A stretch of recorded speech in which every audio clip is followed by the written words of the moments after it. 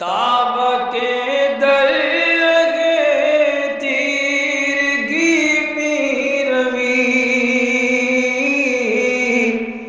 بہر توبہ درائے شباب غوی بشنو از گوش دل مثنوی مانوی در رہے صدق برتا مسمم شوی بشنو از گوش دل مثنوی مانوی در رہے صدق برتا مسمم شوی۔ بسم اللہ الرحمن الرحیم، الحمدللہ رب العالمین، والصلاة والسلام علی سیدنا و مولانا محمد سید الکونین والثقلین وعلی آلہ واصحابہ اجمعین، اما بعد۔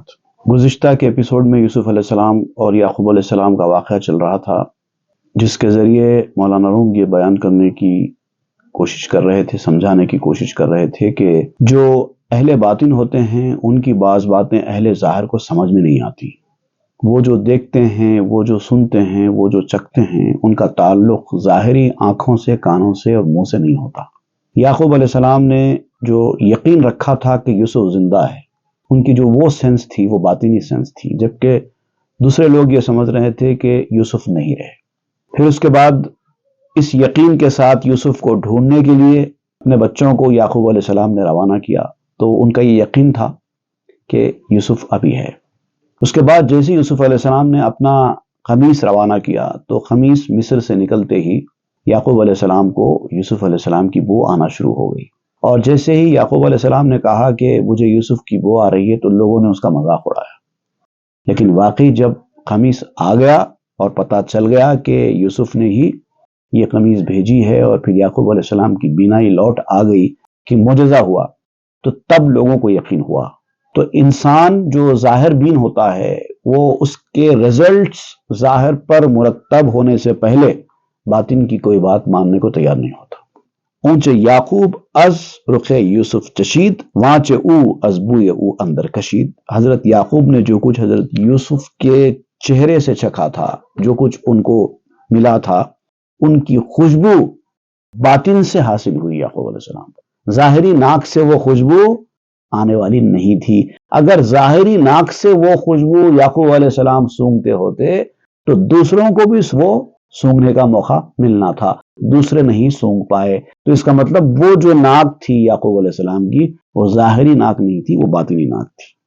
وہاں چ ڈروے بود اندر وے بدید، خاص او بد او بے اخواں کے رسید۔ جو کچھ یعقوب علیہ السلام نے یوسف علیہ السلام کے بارے میں دیکھا وہ ان کی اپنی خصوصیت تھی، وہ دوسرے حاصل نہیں کر سکتے تھے، وہ بھائیوں کو بھی وہ مقام نہیں مل سکتا تھا۔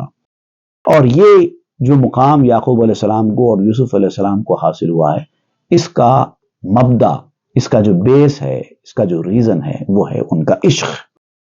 عشق والا اپنے آپ کو کنویں میں گراتا ہے، جبکہ جو عشق سے محروم ہے وہ کنواں کھودتا ہے۔ رزلٹ اس کو اچھا حاصل ہوتا ہے، رزلٹ اس کو برا حاصل ہوتا ہے۔ سفرہ او پیش این از ناتیست، پیش یعقوب است پر کو مشتہیست۔ یوسف علیہ السلام کا جو دسترخوان تھا وہ بھی ظاہری طور پر روٹی سے خالی تھا۔ اب آپ اس کو جوڑ رہے ہیں، اس صوفی کے ورد کرنے کو کہتے ہیں کہ یہ جو یوسف علیہ السلام کا دسترخوان تھا، ظاہری طور پہ اس کے اندر کوئی روٹی نہیں تھی، لیکن یعقوب علیہ السلام کے لیے وہ دستر بھرا ہوا تھا، کیونکہ وہ اس کے خواہش مند تھے حاصل کرنے کے۔ اس میدان میں، روحانی میدان میں، آدمی کو جب تک وہ چیز خواہش کے طور پر اس کے اوپر نہیں آ جاتی تب تک وہ اس میدان میں آگے نہیں بڑھ سکتا۔ وہ طلب ہونا چاہیے، وہ جستجو ہونا چاہیے۔ جب تک وہ طلب اور وہ جستجو نہیں ہوگی یہ چیز حاصل نہیں ہوگی۔ روئے ناشستہ نبی ند روئے حور، لا صلاۃ گفت الا بالحضور۔ بن دھلا منہ، ایسا منہ جو دھلا ہوا نہیں ہے، وہ حور کا منہ بھی نہیں دیکھ سکتا۔ دھلے منہ سے مراد جب تک دل صاف نہ ہو، پاکیزہ نہ ہو، کوئی آدمی جنت میں نہیں جا سکتا۔ قرآن مجید میں کئی جگہ کامیابی کا ذکر کیا گیا تو تو ایسے ہی کیا گیا. قد افلح من تزکا، جس نے اپنے باطن کو پاک کیا وہی کامیاب ہوا. قد افلح من زکاہا، جس نے اپنے نفس کو پاک کیا وہی کامیاب ہوا. تو مطلب پاکی کا حاصل ہونا ہی کامیابی کی ضمانت ہے. جنت میں جانا ہے تو اپنے باطن کو پاک کرنا ہوگا. تو جس کا منہ بھی پاک نہ ہو، منہ بھی دھلا ہوا نہ ہو، وہ حور کا منہ کہاں سے دیکھ پائے گا؟ اسی لیے حدیث میں بھی آیا ہے لا صلاۃ الا بحضور القلب، دل کی حاضری کے بغیر، دل جمعی کے بغیر، دل ایک جگہ قائم ہوئے بغیر نماز نہیں ہوتی. دل کو اپنے جگہ پر لے کے آؤ. دل ادھر ادھر گھوم رہا ہے تو وہ نماز جیسی نماز کے اثرات مرتب ہونا چاہیے ویسے نہیں ہوتے. آپ ارکان نماز، شرائط نماز ادا کر لیں، واجبات نماز ادا کر لیں، نماز تو ہو جائے گی، آپ کا فریضہ تو ادا ہو جائے گا، لیکن جو اثرات نماز کے ہیں، جو انسان کے دل کے اوپر، اس کی روح کے اوپر مرتب ہوتے ہیں، اس کی زندگی کے اوپر مرتب ہوتے ہیں، اس کے ایمان کے اوپر مرتب ہوتے ہیں، وہ حاصل نہیں ہوتے. اللہ تعالیٰ نے نماز کی جو خصوصیت بیان کی ہے، جو اس کے اثرات بیان کیے ہیں، ان الصلاۃ تنہی عن الفحشاء والمنکر، بے شک نماز بری عادتوں، بری سوچ اور برے راستے سے روکتی ہے. آپ نماز بھی پڑھ رہے ہیں اور برے راستے پہ بھی جا رہے ہیں، تو اس کا مطلب کیا ہے؟ جیسے نماز کے اثرات حاصل ہونا ہے وہ نہیں ہو رہے ہیں. نہ ہی یہ منکر و فحشا جو نہ ہو، کیا ہے نماز؟ برے کاموں سے، فحش چیزوں سے روکنے والی اگر نہ بنے نماز تو پھر وہ نماز ہی کیا ہے؟ نہ ہی یہ منکر و فحشا جو نہ ہو، کیا ہے نماز؟ نفع مومن کو نہ دے پائے تو ذکرہ کیا ہے؟ ذکرہ کے بارے میں قرآن شریف میں آیا ان الذکرہ تنفع المومنین، یاد دلانا، یاد دہانی کرنا مومن کو فائدہ پہنچاتا ہے. اگر یاد دہانی کرنے سے بھی اگر کسی کو فائدہ نہ ہو تو مطلب یاد دہانی ہوئی کہاں ہے؟ تو جیسے حضوری قلب کے بغیر نماز کے جو اثرات ہیں وہ مرتب نہیں ہوتے، اسی طرح بغیر منہ دھوئے کے، اپنے آپ کو پاک کیے بغیر جنت میں داخلہ نہیں مل سکتا. عشق باشد لو تو پوتے جان ہا، جو ازیرو یست ہوتے جان ہا. عشق پیدا کرنا چاہیے، اور عشق ہی جانوں کے لیے، روحوں کے لیے قسم قسم کا کھانا ہے. یہ ظاہری کھانا نہیں ہے، یہ الگ کھانا ہے. اور جب یہ کھانا کسی کو مل جاتا ہے تو وہ آدمی ظاہری کھانوں کی طرف کوئی توجہ نہیں کرتا. اسی لیے تو صوفیہ کے پاس یہ کہا جاتا ہے کہ الجوع طعام الصدیقین، صدیقین کے مقام پر جو لوگ فائز ہوتے ہیں ان کے لیے بھوک ہی ان کی غذا ہے. بھوکے رہنے کو ہی وہ اپنا کھانا کھانا تصور کرتے ہیں. بھوک جانوں کی غذا ہے. جو ازیرو یست قوت جانہا، جو یوسف بود مر یعقوب را، بوئے نانش می رسید از دور جا. حضرت یعقوب علیہ السلام کو حضرت یوسف علیہ السلام کی بھوک تھی، اور وہ ان کو ان کی روٹی کی خوشبو، ان کی روٹی کیا تھی یعقوب علیہ السلام کی؟ یوسف علیہ السلام، اس لیے دور سے پہنچ رہی تھی. ان کو جستجو تھی یوسف کی، اسی لیے یوسف کی خوشبو آئی. اگر جستجو نہ ہوتی تو خوشبو نہ آتی. تو تم کسی چیز کو اپنے لیے گول بناؤ اور اس کے جستجو میں لگ جاؤ، اس کی بو خود بخود آئے گی، دوسروں کو نہیں آئے گی، جستجو رکھنے والے کو آئے گی. آ کے بستت پیرہن را می شتافت، بوئے پیراہان یوسف می نیافت. جس نے لباس حاصل کیا تھا یوسف علیہ السلام سے، قمیص حاصل کی تھی یوسف علیہ السلام سے، جو یعقوب علیہ السلام کے پاس اس کو لے جا رہا تھا، اور جس لباس کی خوشبو یعقوب علیہ السلام کو میلوں دور سے محسوس ہو رہی تھی، خود لے جانے والا وہ خوشبو نہیں سونگھ رہا تھا. اب یہ بڑی دلچسپ بات ہے یہاں پر. جس قمیص کی خوشبو یعقوب علیہ السلام کو اتنی دور سے آ رہی تھی، اس کی خوشبو خود وہ آدمی جو اس قمیص کو لے جا رہا تھا اس کو نہیں آ رہی تھی، جبکہ قمیص اسی کے ہاتھ میں تھی. وہاں کے ست فرسنگ زاں سو بود او، چونکہ بد یعقوب می بوید بو.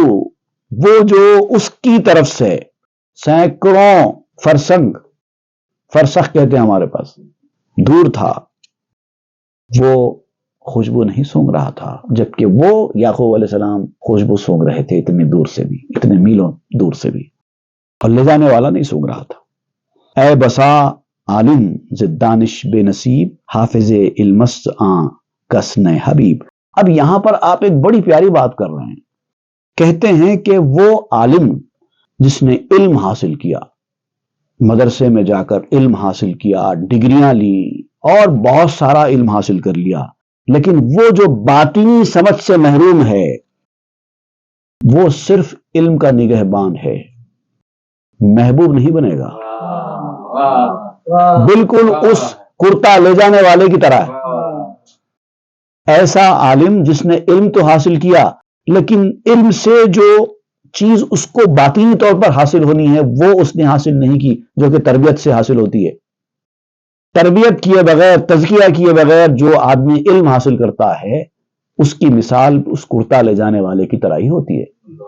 دوسرے اس سے فائدہ اٹھاتے ہیں، اس کو خود کو فائدہ حاصل نہیں ہوتا، وہ دوسروں کو فائدہ پہنچاتا ہے اپنے علم سے، وہ خطاب کرتا ہے، بیان کرتا ہے، لوگ سنتے ہیں اور اپنے دل کو پاکیزہ کرتے ہیں، جبکہ خود اس کو وہ پاکیزگی حاصل نہیں ہوتی، کیونکہ اس کا معاملہ بالکل ایسے ہی ہے جیسے کرتا لے جانے والا۔ اسی لیے قرآن مجید میں علم حاصل کرنے سے پہلے تزکیے کا ذکر ہوا، یتلو علیہم آیاتہ ویزکیہم ویعلمہم الکتاب والحکمہ۔ اللہ کی آیتیں پڑھ کر سناتے ہیں، ان کو پاک کرتے ہیں اور پھر کتاب و حکمت کی تعلیم دیتے ہیں۔ تو پہلے پاک کرنے کا ذکر آیا، بعد میں تعلیم دینے کا ذکر آیا۔ تربیت حاصل کر کے، تزکیہ حاصل کر کے علم حاصل کرو، پھر آپ کا علم آپ کے لیے روشنی ثابت ہوگا، آپ کے اندر اجالا بھر دے گا۔ لیکن اگر تربیت حاصل نہ کریں گے، صرف علم حاصل کریں گے، تو آپ کے علم سے دوسروں کو تو فائدہ ہو جائے گا، آپ کو خود کو نہیں ہوگا۔ مستمع از وے ہمی یابد مشام، گرچہ باشد مستمع از جنس عام۔ سننے والا اس سے خوشبو حاصل کر لیتا ہے، سننے والا اس سے خوشبو حاصل کر لیتا ہے۔ علم کے فائدے سے طالب علم بعض وقت فائدہ اٹھا لیتا ہے، استاد نہیں کر پاتا، چاہے سننے والا عام آدمی ہی کیوں نہ ہو، وہ خود عالم نہیں ہوگا۔ سننے والا عالم نہیں ہے، سنانے والا عالم ہے، لیکن اگر باطن پاک نہیں ہے تو عالم کو فائدہ نہیں ہوگا، سننے والے کو جو کہ عالم نہیں ہے اپنے باطن کو پاک کر کے وہ فائدہ مند بن جائے گا۔ زاں کے پیراہن بے دستش آریاست، چوں بے دستے آن خاصی جاریاس۔ کیونکہ اس کے پاس جو لباس ہے علم کا، وہ بالکل عارضی ہے، صرف اس کا کام ادھر سے ادھر پہنچانا ہے، اس کا اپنا کرتا نہیں ہے۔ جب تک اس کے پاس ہے تب تک ہے، اس کے بعد جب وہ لے جا کر دے دیا تو ختم ہو گیا اس کے پاس۔ علم بھی ویسے ہی ہے، جب تک آپ کے ذہن میں ہے تب تک علم ہے، جب آپ بھلا دیں گے علم ختم ہو جائے گا۔ علم کوئی مستقل چیز نہیں ہے کہ انسان کے اندر ہمیشہ کے لیے رہ جائے، وقت گزرنے کے ساتھ ساتھ علم بعض وقت ختم بھی ہو جاتا ہے۔ تو جب تک علم ہے اس سے استفادہ کر کے اپنے باطن کو پاک کر لینا چاہیے، یہ پاکی ہمیشہ رہے گی، علم ہمیشہ نہیں رہتا۔ جیسے کہ غلام بیچنے والے آدمی کے پاس ایک لوڈی ہوتی ہے، ایک آدمی کے پاس کچھ کنیزیں ہیں جو بیچنے کے لیے آئی ہیں، وہ ان کنیزوں کو لے کر گاہکوں کا انتظار کرتا بیٹھا ہے، جیسے کوئی گاہک آئے گا وہ کنیز کو لے کر چلا جائے گا۔ اس کو کیا حاصل ہوا؟ کچھ نہیں۔ جاریہ پیشے نخاسی سرسریس، در کفے او از برائے مشتریس۔ کیونکہ اس غلام بیچنے والے کے لیے وہ کنیز کچھ وقت کے لیے ہے، عارضی ہے، چلی جائے گی، کیونکہ وہ خریدار کے لیے ہے۔ جو بیچنے والے لوگ ہوتے ہیں نا، ان کے پاس کئی چیزیں ہوتی ہیں۔ دکان لگانے والوں کو بھی آپ دیکھیے، جس کسی چیز کی بھی دکان ہے اس سے ریلیٹڈ بہت سارا مال ان کے پاس ہوتا ہے، لیکن کوئی بھی مال ان کے اپنے استعمال کے لیے نہیں ہوتا، وہ سب بیچنے کے لیے ہوتا ہے۔ خریدار آتا ہے، خرید کے لے کے چلا جاتا ہے تو ان کا، لیکن ان کے استعمال کے لیے نہیں، دوسرے لے کے جائیں گے۔ قسمت حقست روزی دادنے، ہر یہ کیرا سوی دیگر راہ نے۔ یہ سب اللہ تعالیٰ کی تقسیم ہے۔ روزی دینا، کس کو کیا دینا، کیا نہ دینا، یہ سب اللہ تعالیٰ کی تقسیم ہے۔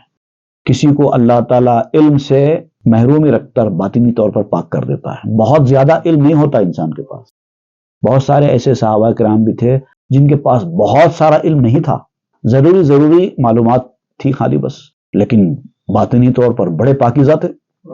اب صحابہ کرام کا مقابلہ کون کرے گا باطنی پاکیزگی میں؟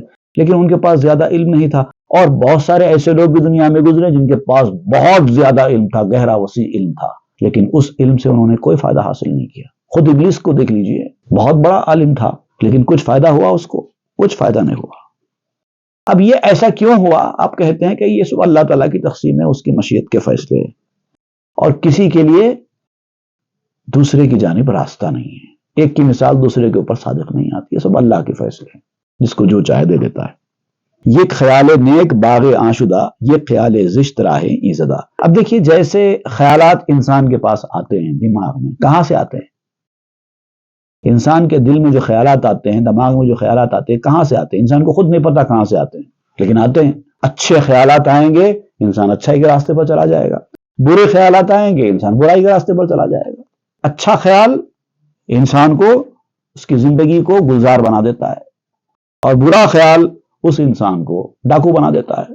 مگر آتا کہاں سے ہے یہ خیال؟ نہیں پتا انسان۔ خیال از اثر باغ شدہ، وی خیال عالم برہم زدہ۔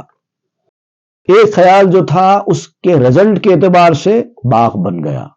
خیال تو خیال ہی تھا، دونوں کے ذہن میں آیا خیال، دونوں کے دل میں آیا خیال۔ اچھے آدمی کے دل میں اچھا خیال آیا اور وہ اس کے اعتبار سے باغ بن گیا، اور دوسرا برا خیال کسی اور کے دل میں آیا، اس نے اس پہ عمل کیا، اس کی زندگی برباد ہو گئی۔ ایک کی زندگی کو کامیاب کرنے والا بھی خیال تھا، دوسرے کی زندگی کو برباد کرنے والا بھی خیال ہی تھا۔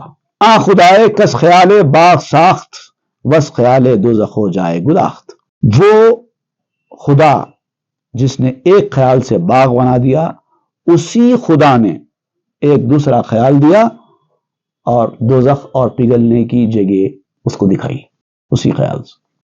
تو اسی لیے اپنے خیالات پر نظر رکھنا ہے، برے خیالات نہ آنے پائیں۔ حالانکہ خیالات سے انسان کی گرفت نہیں ہونے والی۔ اگر کسی کو برے خیالات آئیں تو اللہ تعالیٰ نے تمہارے ذہن میں برے خیال کیوں آئے، بلکہ اس پر اس کو گناہ دینے والا یا عذاب دینے والا نہیں ہے۔ خیالات پر گناہ نہیں ہے، خیالات پر عذاب نہیں ہے، عمل پر گناہ اور عذاب ہے، لیکن برے خیالات انسان کو غلطی کے راستے پر ڈال دیتے ہیں۔ خیال، اگر برے خیال کو صرف خیال کی حد تک ہی رکھیں تو کوئی نقصان نہیں ہوگا، لیکن مسلسل جب خیالات برے آتے ہیں تو انسان اس پر عمل کرنے لگ پڑتا ہے، اور پھر اس کی تباہی بربادی شروع ہو جاتی ہے۔ پس کے دانت راہ گلشن ہائے او، پس کے دانت جائے گلخن ہائے او۔ اب یہ راستہ کیا ہے ان خیالات کا؟ آتے کہاں سے ہیں؟ کون جانتا ہے؟ اس کے باغ کا راستہ کیا ہے وہ کوئی نہیں جانتا، اور اس کی بھٹی کا راستہ کیا ہے وہ کوئی نہیں جانتا۔ آتے کہاں سے ہیں کوئی نہیں جانتا۔ دیدہ بانے دل نہ بینت در مجال، گس قدامی رکن جاں آیت خیال۔ دل کا جو حفاظت کرنے والا ہوتا ہے وہ اپنے کام میں لگا رہتا ہے، اور وہ نہیں دیکھتا کون سے گوشے سے انسان کے جان کے یہ خیال آ رہا ہے۔ The sentry of the heart while on his round doesn't see from which corner of the soul the fancy comes۔ نہیں جانتا جز مگر دل کے دارد اون حق، کون اورا نیست کردہ کون حق۔ سوائے اس دل کے جس کو اللہ تعالیٰ کی مدد حاصل ہو، وہ جان لیتا ہے۔ یعنی الہام اور وسوسہ دو الگ الگ چیزیں نا۔ تو جو خیال آ رہا ہے وہ الہام بن کر آ رہا ہے یا وسوسہ بن کر آ رہا ہے؟ وسوسہ بن کر آ رہا ہے، آپ اس پہ عمل کریں گے تو آگ کی طرف جائیں گے۔ الہام آئے گا، آپ اس پر عمل کریں گے، جنت کی طرف جائیں گے۔ یہ اچھا خیال ہے، یہ برا خیال ہے۔ آتا کہاں ہے کسی کو نہیں پتا، کوئی نہیں جانتا، لیکن جو شخص جس کے دل کو اللہ تعالیٰ کی مدد حاصل ہو، جس نے اللہ تعالیٰ کے ذات میں اپنے وجود کو ختم کر دیا ہے، فنا ہو گیا ہے، اس کو پتا چل جاتا ہے کہ کہاں سے آ رہا ہے۔ گرب دیدے متلاش را زحتیال، بند کر دے راہ ہر ناخوش خیال۔ اگر انسان کے ہاتھ میں ہوتا ان خیالات کو جاننا اور ان خیالات سے بچنا، مکمل طور پر اگر ہر انسان کے ہاتھ میں ہوتا تو ہر انسان کچھ نہ کچھ تدبیر کر کے برے خیالات کا راستہ ہی بند کر دیتا تھا۔ اگر انسان کے ہاتھ میں ہوتا تو انسان برے خیالات کا راستہ ہی بند کر دیتا تھا، لیکن انسان کے ہاتھ میں ہے نہیں۔ خیالات آئیں گے، اب عمل کرنا نہیں کرنا یہ ڈیسائیڈ کرو۔ خیالات کو تم روک نہیں سکتے، خیالات آتے ہیں آنے دو۔ کوشش کرو کہ وہ برے خیالات کم سے کم آئیں، اور یہ سوچو کہ برے خیال پر مجھے عمل نہیں کرنا ہے، چاہے کچھ ہو جائے برے خیالات پر مجھے عمل نہیں کرنا ہے، اچھے خیالات پہ عمل کرنا ہے۔ تو عمل کرنے کا کام تم کو کرنا ہے۔ کہ رسد جاسوس را آنجا قدم، کہ بود مرصاد و در بند عدم۔ جاسوس لوگ جو ہوتے وہ وجود کے حساب سے تحقیق کرتے ہیں، جو چیز موجود ہوتی ہے اس کی تحقیق کرتے ہیں جاسوس لوگ، جو عدم والی چیز ہے اس کی تحقیق جاسوس نہیں کر سکتے، کیونکہ خیالات کا تعلق عدم سے ہے، خیالات آتے ہیں عدم سے، اور آپ جاسوسی کر کے خیالات کہاں سے آ رہے ہیں وہ معلوم نہیں کر سکتے، کیونکہ جاسوس کا قدم وہاں پر نہیں پہنچتا۔ دامن فضلش بکف کن کوروار، قبض آمائی بود اے شہریار۔ اب اس کا طریقہ یہ ہے کہ تم اندھے ہو تو اندھوں کی طرح اس کے فضل کو پکڑ لو۔ جیسے اندھا آدمی کو یہ احساس ہوتا ہے نا کہ میں اندھا ہوں، مجھے دکھائی نہیں دیتا، تو اس کو خود پتا رہتا ہے کہ مجھے دکھائی نہیں دیتا تو مجھے چلنا ہے تو کسی کا ہاتھ پکڑ لینا چاہیے۔ بھائی اگر کوئی آدمی اندھا ہے اور یہ سمجھتا ہے کہ میں تو سب کچھ دیکھ سکتا ہوں، اس کا حال تباہ ہونے والا ہے۔ اگر کوئی آدمی واقعتاً سب کچھ دیکھ سکتا ہے تو وہ آرام سے چلے گا، اس کو کسی کی ضرورت نہیں ہے۔ لیکن کوئی آدمی اندھا ہے اور اس کو یہ احساس ہے کہ میں اندھا ہوں، تو وہ کسی کا ہاتھ پکڑ کر چلے گا، وہ بھی کامیاب ہو جائے گا، منزل پہ پہنچ جائے گا۔ فرق سمجھ رہے ہیں آپ؟ ایک بینا آدمی، دیکھنے والا آدمی ہے، وہ آسانی سے منزل پہ پہنچ جاتا ہے، اس کو کسی کی ضرورت نہیں ہے۔ ایک اندھا آدمی اگر وہ سمجھتا ہو کہ میں واقعی اندھا ہوں، مجھے کسی کے سہارے کی ضرورت ہے، تو وہ بھی کسی کا سہارا پکڑ کر منزل پہ پہنچ جاتا ہے۔ لیکن ایک اندھا آدمی جو اپنے آپ کو دیکھنے والا سمجھے، اس کا کام بگڑ جاتا ہے۔ تو اس لیے آپ کہتے ہیں کہ اندھے ہیں تو اپنے آپ کو مانو کہ ہم اندھے ہیں، اس کے بعد فضل کے دامن کو پکڑ لو، اور اندھا ایسے ہی پکڑ کر کامیاب ہوتا ہے۔ دامن او امر فرمانے ویست، نیک بختے کے تخا جانے ویست۔ حکم اور فرمان اللہ رسول کا، وہی تو دامن ہے، پکڑنے والی چیز وہی تو ہے۔ جو حکم دیا جائے، جو فرمان نافذ ہو جائے، اس کو اختیار کرو، وہی دامن پکڑنا ہے۔ اور جس کی جان متقی بنی ہوئی ہے، تقوی والی ہے، وہ حقیقت میں خوش نصیب ہے۔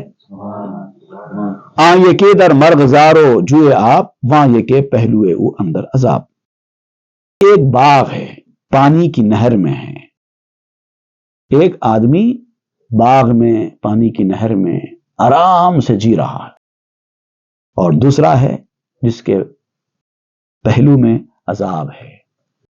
اگر یہ طریقہ اختیار کریں گے تو پھر تمہاری زندگی باغ میں اور دریا کے کنارے شاندار زندگی ہوگی، دوسری زندگی عذاب میں ہوگی۔ او عجب ماندہ کے ذوق اوز چیس، وہاں عجب ماندہ کے این در حب سے کیس۔ اب یہ والا آدمی بھی اس کے اوپر تعجب کرتا ہے، وہ والا آدمی بھی اس کے اوپر تعجب کرتا ہے۔ دنیا والا اور دین والا دونوں کا معاملہ ایسے ہی ہوتا رہا ہے۔ دیندار آدمی دنیا دار آدمی کو دیکھ کر تعجب کرتا ہے، کتنا بے وقوف آدمی دنیا کے پیچھے بھاگ رہا ہے، اور ادھر دنیا دار آدمی دیندار آدمی کو دیکھ کر ہنستا ہے، ایک کیسی زندگی گزار رہا ہے، ہم دیکھو ہم کتنا اچھا زندگی گزار رہے ہیں، اچھی چیزیں ملتی ہے تو اس کو چھوڑ دیتے ہیں، اچھی زندگی ملتی ہے تو اس کو چھوڑ دیتے ہیں، کتنے بے وقوف لوگ ہیں۔ تو یہ ان پر ہنس رہا ہے، یہ ان پر ہنس رہا ہے، اور اس لیے ہو رہا ہے کہ ایک کے پاس الہام آ رہا ہے، ایک کے پاس وسوسہ آ رہا ہے۔ یہ رہا اس پر ہنسا اور وہ رہا اس پر ہنسا، ایک نے الہام پایا دوسرے نے وسوسہ۔ ہی چرا خشکی کے ایجا چشم ہاست، ہی چرا زردی کے ایجا صد دواس۔ یاد رکھ اے انسان، تو خشک ہے، ڈرائی ہو گیا ہے۔ کیوں ڈرائی ہے؟ یہاں چشمے بہت ہیں، آجا تجھے گیلا کر دیں گے، تیری خشکی ختم کر دیں گے۔ خشک رہنا مطلب محروم رہنا، تری سے محروم رہنا۔ تری سے کیوں محروم ہے؟ روحانیت کی تری تجھے حاصل ہو جائے گی۔ ہمارے پاس کمی نہیں ہے پانی کی، چشمے ہی چشمے ہیں۔ کیوں پریشان ہوتا ہے؟ کیوں خشک بیٹھا ہوا ہے؟ اور پیلا کیوں ہو رہا ہے پریشانی میں؟ ہمارے پاس سینکڑوں دوائیں ہیں، آجا پریشان کیوں ہوتا ہے؟ ہم نشینا ہی درا اندر چمن، گوید اے جام من نیارم آمدن۔ اے میرے ساتھی چمن میں آ جا، چمن ہرا بھرا ہے، اہل دل اہل صفا لوگوں کو پکارتے رہتے ہیں، ہمارے پاس چمن ہے، آ جا اس چمن میں آ جا۔ لیکن وہ کہتا ہے میں نہیں آ سکتا، گویا دے جاں من نیارم آمدن، وہ کہتا ہے میرے دوست میں نہیں آ سکتا۔ ہی بیا جانا کہ پایت بستنیست، گویا دش نئے نئے نتانم تو بیست، یہ کہتے ہیں کہ اے میرے دوست آ جا، کیونکہ تیرے ہاتھ پاؤں بندھے ہوئے نہیں ہیں، ابھی تو آ سکتا ہے۔ تو کہتا ہے کہ میں نہیں آ سکتا، کیوں نہیں آ سکتا؟ کیا تیرے ہاتھ پاؤں بندھے ہوئے؟ تو آزاد ہے نا، آ سکتا ہے، کیوں نہیں آ سکتا؟ تو وہ کہتا ہے کہ نہیں، میرے اندر سکت نہیں ہے، میں نہیں آ سکتا۔ بلانے والا اس کو روحانیت کے میدان میں بلا رہا ہے اور کہتا ہے کہ تو آ سکتا ہے، آ جا، لیکن وہ سمجھتا ہے کہ میں نہیں کر سکتا، یہ میرے بس کی بات نہیں ہے۔ اب یہ بڑی عجیب و غریب صورتحال رہتی ہے اہل دل اور اہل دنیا کے درمیان کی۔ اس کو آپ ایک مثال اور ایک کہاوت کے طور پر بیان کر رہے ہیں۔ یہ ایک مثل آمد دری مانا بگفت، بو کے یابی زی بیاں سر نہفت، اس سلسلے میں ایک کہاوت کہی گئی ہے کہ شاید کہ تو اس کہاوت کو سن کر چھپے ہوئے راز کو محسوس کرے، جو بات میں بیان کرنا چاہتا ہوں شاید تم کچھ سمجھ سکو اس کو، اس کہاوت کی مدد سے۔ اندری مانا بگویم قصہ گوش بگشا بریزاں حصہ، ایک قصہ بھی سناتا ہوں میں تم کو اس سلسلے میں، کان کھول کر سنو، دل لگا کر سنو، تاکہ تم کو بھی کچھ اس میں سے حصہ ملے۔